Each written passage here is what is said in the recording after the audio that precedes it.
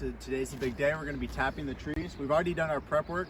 So we took all the equipment from last year, the buckets and lids and the taps themselves, and we washed them with bleach water, and then we washed them with soapy water, and then rinsed them really well, obviously because we're going to be putting sap in them.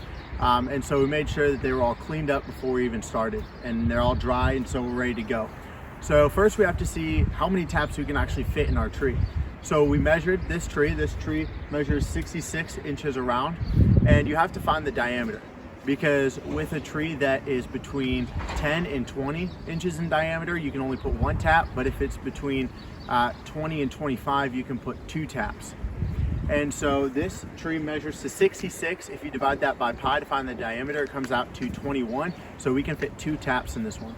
So before we move on to the taps, we got to show you the drill here. We took the drill bit and we measured out about 1.5 inches, because on the taps, that's about the depth there. So we put a piece of tape to mark on the drill bit exactly how deep we'll be going.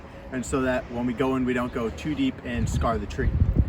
And so now we're all prepped and we're ready to go, and we're ready to tap these trees. Okay, so the next thing we need to do before we can actually tap the tree is we need to make sure the bucket is in the right spot. And so on the south side of the tree is the ideal spot for it, because the south side has the most exposure to the heat, and we tap around this time of the year because it's getting warmer, and that's when the sap runs.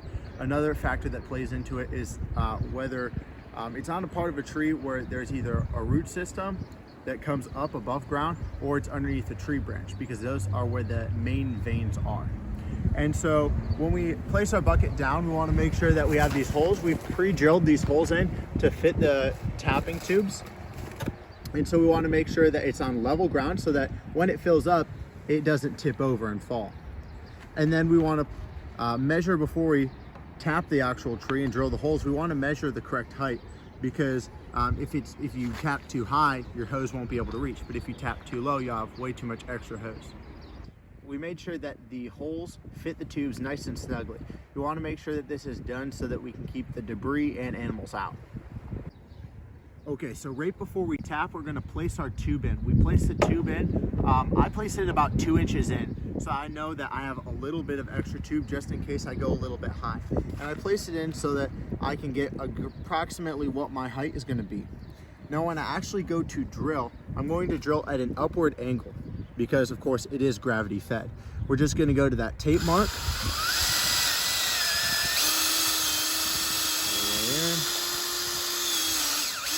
Awesome. And then in order to get the tap in, we're going to use a rubber mallet. We're going to place it in, and then we're just going to tap it in.